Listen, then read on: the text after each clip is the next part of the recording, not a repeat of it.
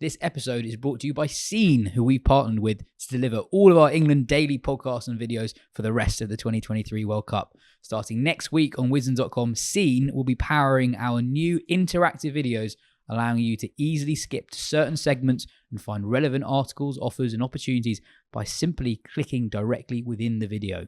Hello and welcome to the Wisdom World Cup Daily Podcast. It's 5 defeats from 6 for England at the 2023 World Cup. Nearly a month into the competition, they remain rooted to the bottom of the table.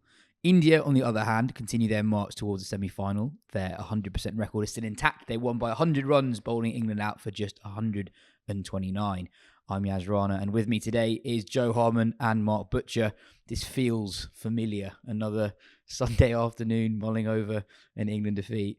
I think for our sakes, as much as anything, let's start with India. It felt different, Joe, to other England defeats in that they actually did pretty well in the first half, and in the second half, India were totally brilliant, as much as England were not brilliant. India were magnificent in the field. Slightly loose start. Siraj wasn't quite on the money first up. They made that bowling change, and then the combination of Bumrah and Shami were just electric, with the crowd going absolutely wild. You could hardly hear the commentators at times today. The crowd was so loud. And they were just brilliant, and England had no answer to them. It was almost a bit embarrassing at times, the gulf in class between an India side that were completely on song and an England side that looked completely shot for confidence. And it was a shame because, yeah, as you say, for half the game, England were good in the field. They bowled tidily with admittedly some assistance. They fielded really well. The ground fielding was excellent, a significant improvement on what we've seen in the World Cup so far. Still at the halfway mark, though, you're thinking that's a lot of runs for this side to chase, and it was only 230. And you know that it shouldn't feel like that, but it did. And then, sure enough, little opening partnership of 30, and then 3. I think it's 3 wickets for 3 runs, and suddenly you know it's gone by that point. But yeah, I think it's fair enough today.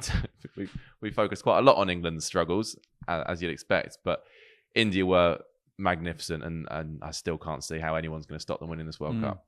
You're right to point out how loud it was during that spell. That was one of my favourite passages of play in the tournament so far. But John Bumrah, what makes him so good? Does he remind you of anyone? He just looks so clearly the standout bowler in the competition. He doesn't remind me of anybody, actually. I mean, that's one of his great strengths, is that there is nobody I can think of in the history of that. I've seen a few blokes run up like him driving past club grounds on the weekend. But there's no one like him. The control that he has over length, and the pace with which he hits it, with the pace with which he hits a length where you're not quite sure whether you ought to be forward or back. The use of his height. He's not a big bloke, actually. I was surprised. I remember I was surprised when I met him as well. He's a slight guy, isn't he? Yeah, and the replayed or the sort of the rescheduled end of that England-India Test series when he captained the team at Edgbaston. And I was surprised he wasn't not much taller than me, and I'm a towering 5'10.5". But he at the crease, very short delivery stride, gets very, very high, unbelievably strong wrist that always stays behind the ball. Real flick of that wrist that puts energy on it. And he is just, he must be really disconcerting to face, because there is nothing in his approach to the crease that tells you that the thunderbolts are coming and that it is going to be to hit the bat as hard as it does. To trap you in the crease as in the way that he is able to do. And of course, he's also able to move the ball as well. So all in all, an absolute nightmare. I mean, the only thing I can think of is kind of like, not in terms of the way that he bowled, obviously, again, he's completely original action-wise. But just in terms of that style of bowling where he just pins you to the crease and can do you for pace, has a really good bumper, great Yorker. Somebody like Kirtley is one of the great sort of West Indian, albeit height-wise not the same either. But in terms of the mode, the method of pinning you, half and half, can't get forward, can't get back, a little bit of movement both ways. That's kind of what it looks like to me, and just the sheer violence with which the ball hits the stickers of the bat from a good length. He's outrageously good. Perhaps the reason why I thought he might be the leading wicket taker in the tournament, although he's not there. He's not even close. But he might be by the end. They'll play more games than most people, I think. But we've already decided. But it's the fact he always hoovers up wickets, but he also just he's got an economy rate of under 4 for the tournament, and he's bowling in the power play and at the death. It's just ridiculous. They're numbers that we just haven't seen. Ambrose-esque, isn't it? It's that type of thing. It's a very, very old school economy rate for a new ball bowler who also happens to be pretty sparkling at the end of the innings as well. And meanwhile, Shami, 9 wickets at an average of 8 in this tournament so far, and couldn't get in the team before. Only just popped in for a couple of games. Yeah, I mean, his overall World Cup record is just absurd. 40 wickets at 14 across 3 separate tournaments. And he, as you say, couldn't get in the team at the start of it. Obviously, we've been talking about how good India have been for a while, but I thought this game was a really good illustration, is that they just have so many potential match winners. I mean, with the ball, it's not just Bumrah and Shami. Kuldeep's ball to Buttler was sensational. I think it's 7 degrees of turn. There are just no gaps in this side. They're going to take some beating. Yeah, and actually, I didn't think they batted particularly well today. They beaten England by 100 runs and I think left a lot out there with the bat. I think they played shots that they probably wouldn't have played if there was more riding on the game. I think there was an intent to really stamp on England, and that probably led to a couple of loose shots. I'm thinking Kohli doesn't play that shot on 0 normally. I don't think he plays that in a high pressure game. Obviously, it's a World Cup game and it's in front of your home fans, but they could lose and it wouldn't have mattered that much today, really. Rahul as well. Him and Sharma looked like they were really motoring, and then he played a loose shot. So it could have actually been worse for England today. That's the scary thing. There is a chink of light there though for India's potential opponents come the knockout stages. Should they, depending on what they want, if Hardik comes back in, then it kind of solves 1 or 2 issues for them. But the length of the tail, obviously, they had Bumrah coming in at 8. Shreyas, he was 9, Shami 8. Shami 8, Shami, but whatever. More, yeah. So that they do have a long tail. So if you can stick them in and put them under pressure, knock over early wickets. Shreyas Iyer looks a little bit all at sea up at number 4 at the minute. And so there is a way through them if you get them doing what they would least prefer to do. Although I think Rohit said that he would have batted today anyway, given that it was a used pitch. And given how poorly England have chased runs in the tournament, but we decided we fancied chasing against the best bowling attack in the whole thing. And so there are 1 or 2 sort of areas where you could say, okay, well there's potential for, you take early wickets, you put them under pressure, you get the sort of the likes of Jadeja in with plenty of overs to go, and you do stand the chance of keeping them to something that you could reasonably expect to chase with a batting lineup that's in some modicum of form, as opposed to the bin fire that is our batting at the moment. Rohit was just majestic again. He's in such good form. I think that there was a feeling that coming into this tournament he probably wasn't quite the player that he was in 2019, but he certainly looks it. The last few matches, stunning. It was tricky against the new ball, and he got a bit stuck on the crease in David Willey's first over, which I think was a maiden, played and missed it a couple. Next over, just strolls down the wicket and hits him back over his head, then pulls him for 6. And he just finds a way. And he said in the post-match interview there that it was quite tricky against the new ball. It didn't look particularly tricky from the way that he was playing. He might be the best bad wicket player in the world right now. I mean, you think back to again, go back to England's Test series in India. What was that? During COVID, anyway. On pitches when none of let's forget England's batting, but none of the rest of his vaunted batting lineup could score a run. He was knocking off hundreds for fun. When the ball's out here at the Oval during the series back in 2020, whatever it was, again, and just before the COVID, back, what was that, 2020? Was it when he made the 100 here in the dark? He is a fabulous player when the conditions appear to be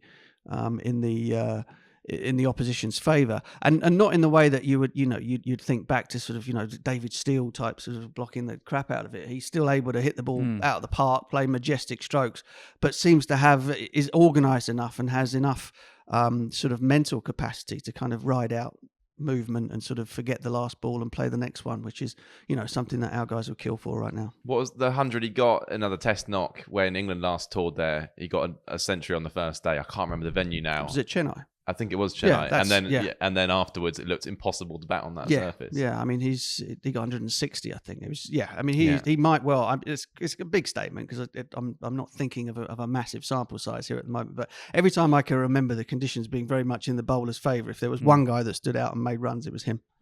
And he's quite good on good pitches. Yeah, I like that with being all right on good ones too. Back to the Bumrah Shami spell, the most memorable wicket is probably that of Stokes. He fell for a 10-ball duck. Wasn't the prettiest shot in the world. Jamie asks, why do I keep getting told by Morgan and ex-players that we haven't gone hard enough and not attacked enough? It's the exact opposite from what I've watched. Genuinely perplexed by the comments. Can't play conditions, absorb pressure. It's just slog and out. I thought it was quite interesting on commentary because Morgan was saying, he was on commentary when Stokes was out. He said that the ball's doing loads. It's really wet on the outfield. So if you can score a couple of boundaries, that should blunt the India threat in theory. So that the theory was there, but it was just such a wild shot. It was a shot to a different ball. He premeditated. I think he assumed that Shami would hit the sort of hard length outside off stump. Yeah.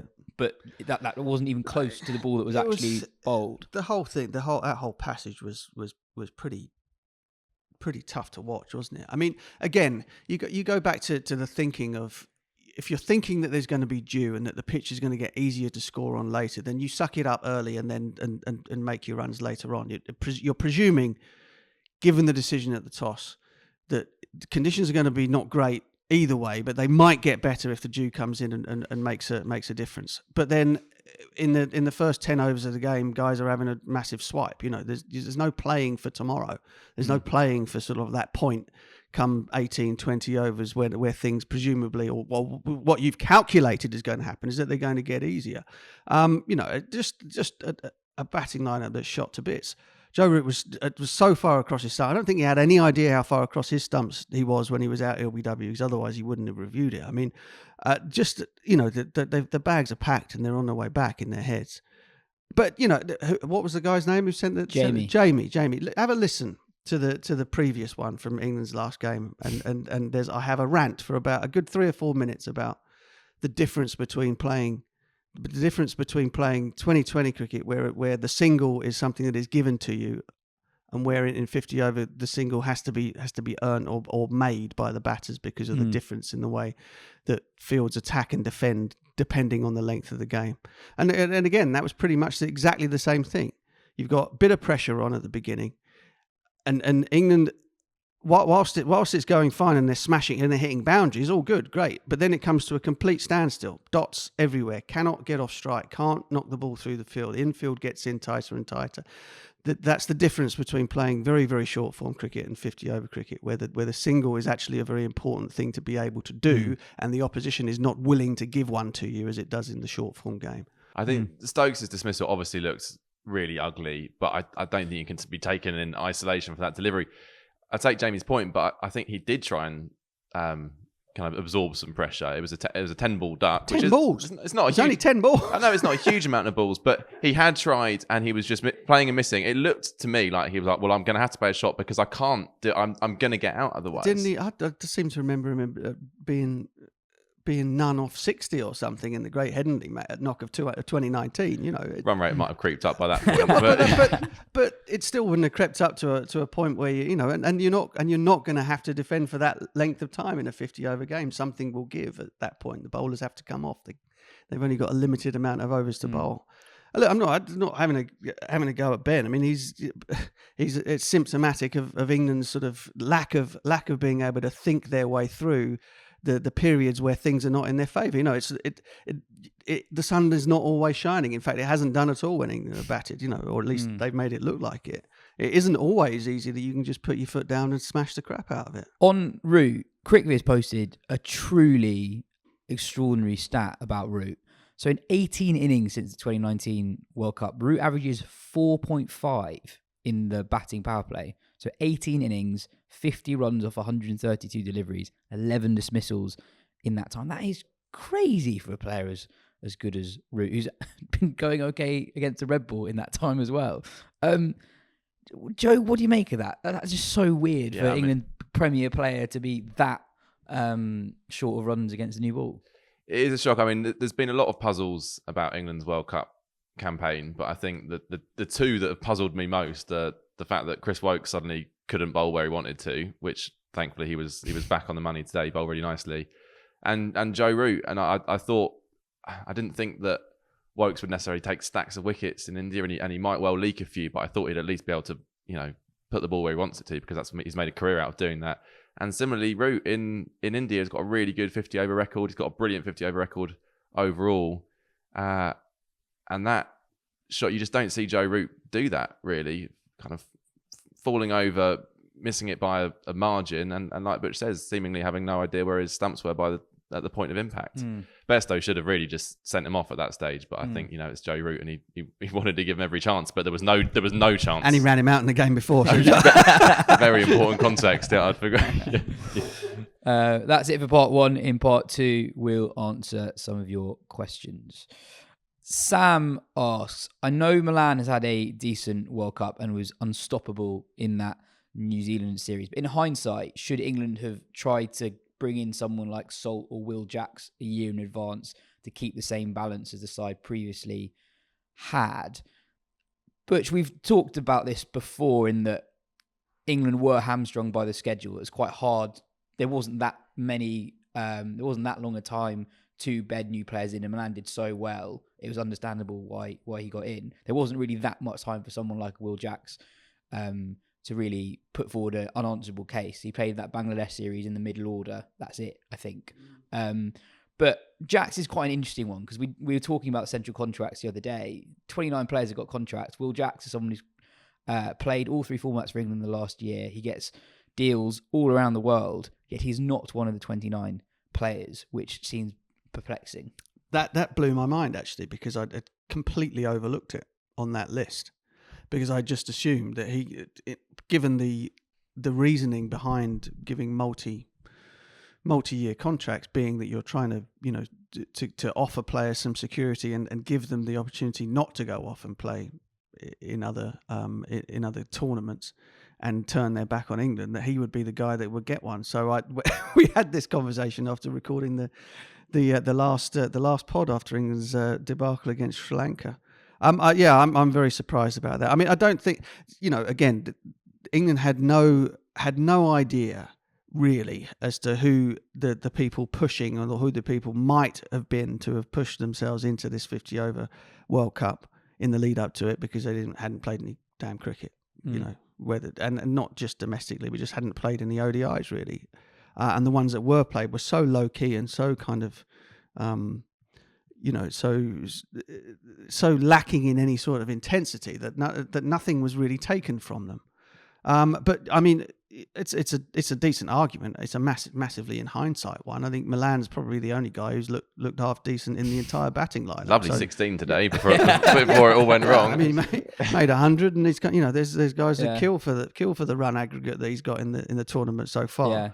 I mean, look, but that's a conversation. It's a wider conversation. That's less about sort of a replacement for one player or another. It's a little bit more about, the pool that was available to be picked from was made very, very small by the fact that they hadn't played any damn meaningful cricket, 50-over cricket, and so somebody like Will Jacks missed out. And the thing is, at the top of the order, England weren't massively sort of struggling for options anyway. It's kind of that's not been the issue. There was controversy around Jason Roy not getting picked. So the idea that England should have thought not Jason Roy, not Milan, and it should have been Jacks, that would have seemed pretty wild thinking at the time. That would have been one hell of a punt. And it might have come off, but there'd have been understandable criticism of that decision at the time. There's nothing. Looking down again, you look down the list of players available, and again, the only point of contention when the squad came out for me was the 3 left armers and the lack of a genuine kind of middle overs bowler. And the rest of it, you kind of went, yeah, okay. I don't have much of an issue with that. And again, I don't think there's not a single person I can remember listening to or hearing that thought that England would not make the semi-finals given the squad that was picked, regardless of the fact that there may well have been, one or two things that you could sort of flag up and say, well, perhaps they should have done this instead. They still had enough quality and experience to have played 100% better than they have. I think we all had concerns about the bowling attack. Yep. But I don't think anyone foresaw what would happen to this batting lineup, and it is just mad and unexplainable, really. And now again, I think there's shock every time Harry Brook's not in the side, and I was fully expecting him to play today. And then you look that Liam Livingstone bowls 4 overs. I understand they wanted plenty of spin options because the ball was going to turn on that surface, but I'd have thought that Rashid, Moeen and a bit of Root would have been plenty. Isn't that amusing? You know, you mentioned Joe Root and his bowling there. People are often sort of like, you know, when we have these arguments about who England's spinners should be in Test matches and whatever. So, well, you know, Joe Root can do it. People are more than happy for Joe Root to be sort of like a frontline spin bowler in Test matches, but he doesn't bowl it. You know, but this is the format where you think you get 4 or 5 overs out of Joe bowling some low arm slingy stuff on dirty turning tracks. That's more than adequate. That's absolutely fine. But yeah, no one bats an eyelid when he doesn't bowl, or at least isn't figured into a sort of like a shared 10 with say whether it be Livingstone or Moeen or whoever it might be. That's a kind of wild one for me. I think on Jax, I think obviously now he's had such a good year and a half, but I think since he's taken that leap forward, England just didn't really have that many opportunities to bet him in. However good he is now, there was never really a proper chance for him to push his case forward. Well, he'll certainly have plenty of opportunity in the Caribbean tour that's coming up, which you assume he'll have to be on. But then why? And then he can put his gear away until September. Yeah. I mean, the fact that Liam Livingstone, age 30, has got a 2-year deal, and Will Jacks at 24 hasn't got a deal at all is puzzling. I would personally be surprised if Livingstone's still playing international cricket in 2 years, but the fact he's got a contract probably makes it more likely that he will. It's more than puzzling. It's utterly bizarre.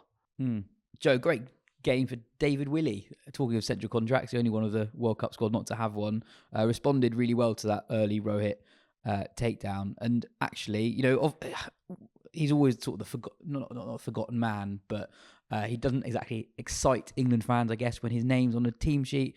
But in an England squad where the basics haven't been done very well this tournament, he did the basics well today. Really good performance, and you got a feel for him. I still don't understand why the contracts were announced when they were, but for everyone out there to get a deal and you to be the one bloke that hasn't, I mean, but you might have more insight, but to effectively be singled out, it's almost kind of like bullying, really. I'm not saying you should be given a contract just to make him feel better, but why announce it at that point? Yeah. So it's impressive that he hasn't thrown his toys out of the pram or flounced around. He's obviously thinks he's got a point to prove, but then it feels like David Willey's got a point to prove every time he plays a cricket game. And we had a conversation ourselves where we all kind of admitted we didn't hugely rate him. We all admired his qualities, but didn't think of him as a standout cricketer that we're excited to see. And it always feels like the England selectors kind of lean that way as well, even though his record stands up to scrutiny. And 3 big wickets today, did his job. A lot of others haven't. Yeah. By the way, England remarkably are still not out. Oh, don't say so that. Yes, if they win all 3 remaining games and New Zealand lose all 3 of their remaining games, and there's a significant, historic, perhaps net run rate swing in England's favour, England could still qualify. No, they can't, Yaz. They can't. Let it go. But actually, perhaps more pertinently, a bit of news today. It was announced that the 8 teams that will be at the 2025 Champions Trophy will be determined by who finishes where in this World Cup. So it's the top 7 teams as well as the host Pakistan qualify. So England are rock bottom at the moment. So really do need at least a win, probably 2 wins to qualify for that. You know, early in the tournament, we were identifying that England-Pakistan game being a potential effective quarter-final. Well, that England-Netherlands game could be an effective Champions Trophy playoff that no one saw coming. This is bizarre. Seemingly, the ICC is saying this was revealed in 2021, I think, but no one seems to know that was the case, other than Shakib. So Shakib, I think, mentioned it as a kind of incentive for Bangladesh to you know, they can't qualify, but to win a couple of games to ensure they're in the Champions Trophy. And I think everyone was like, "What?"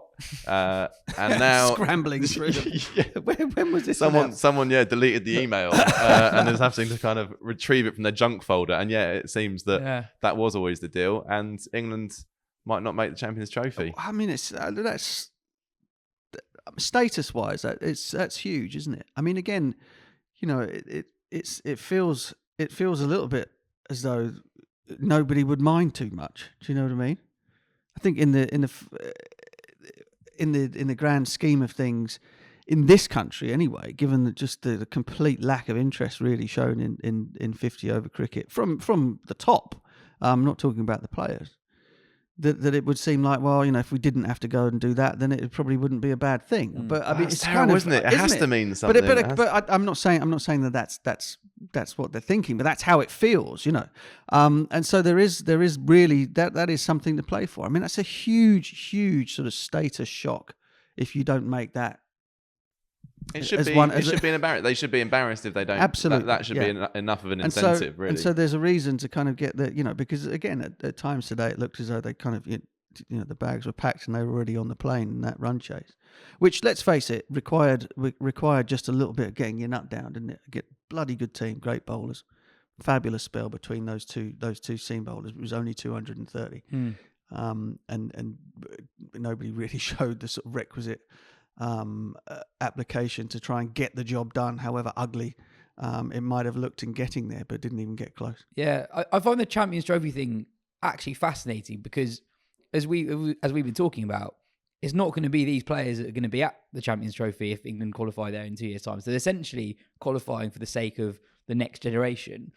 We also talk about there not being that many meaningful ODIs. So the Champions Trophy halfway through the World Cup cycle is actually really important. It was really important to England under Morgan. That was a really important tournament that they looked like they were going to win here, and then lost against Pakistan in the semi-final on a tired, warm pitch, and they kind of went into their shells. And that was absolutely a key moment for Morgan, and said, "This is when we thought we've got to double down in those situations and not go into our shell." So again, we could just be having the same conversation in whenever the next one is. 2027? Yeah.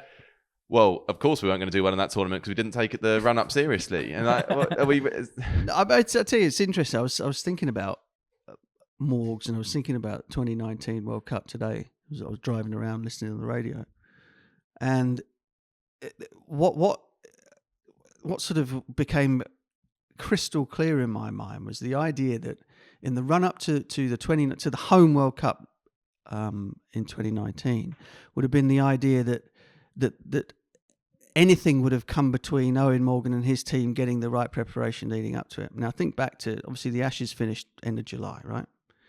Which was a disgrace. But it was done. And England played no cricket at all through the month of August. We know why.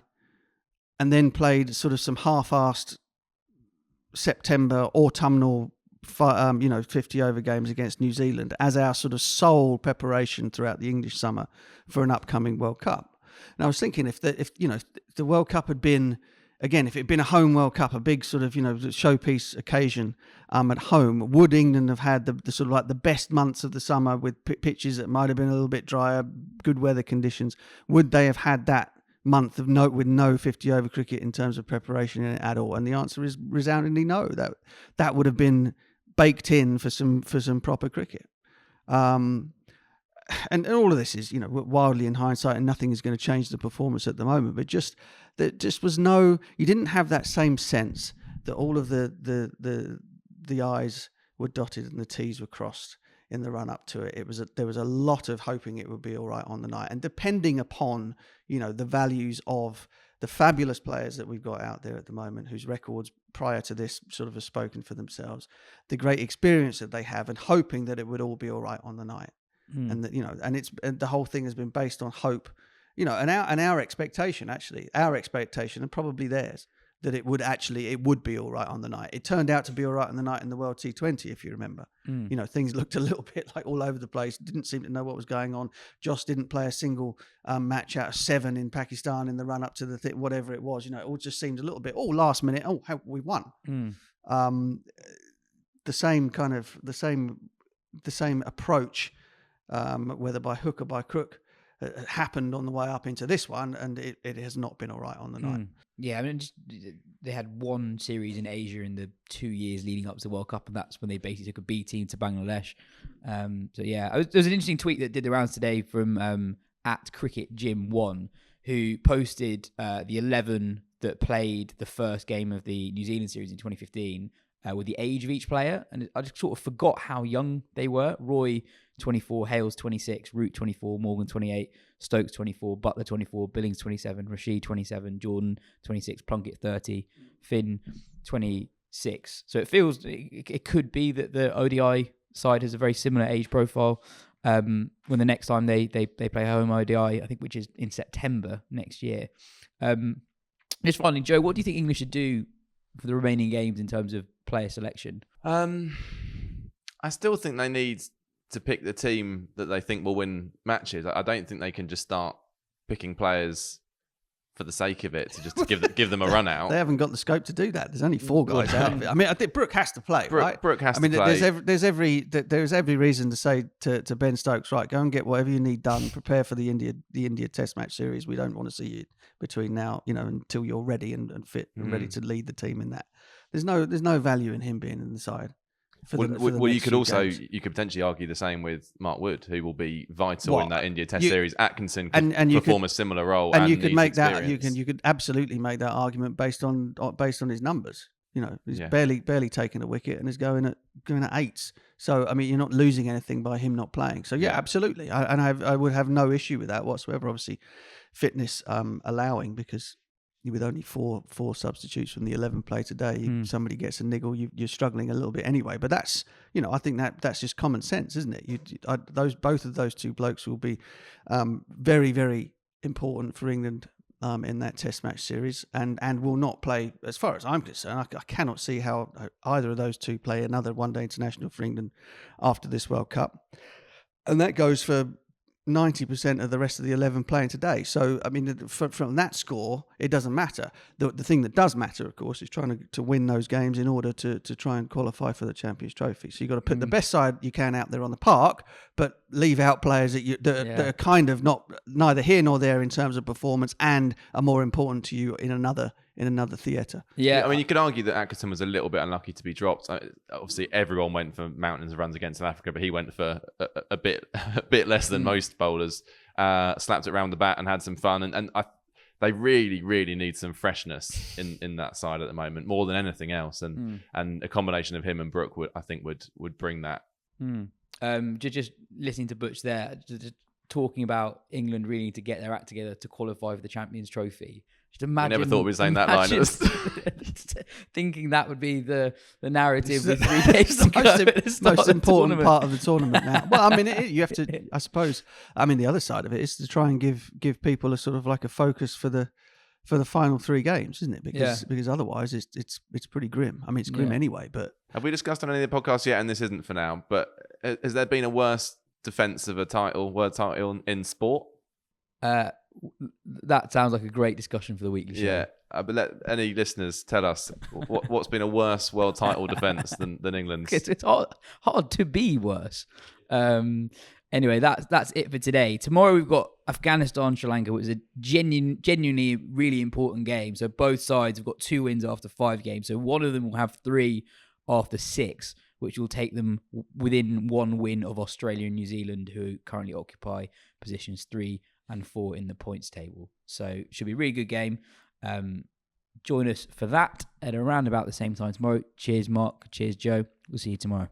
Thank you for listening to this episode of the Wisden Cricket World Cup Daily Podcast, powered by Scene. Once again, Scene are our video partners on Wisden.com, helping us to deliver a more engaging and immersive viewing experience across mobile, tablet, and desktop. Head to the link in the description to find out more about them.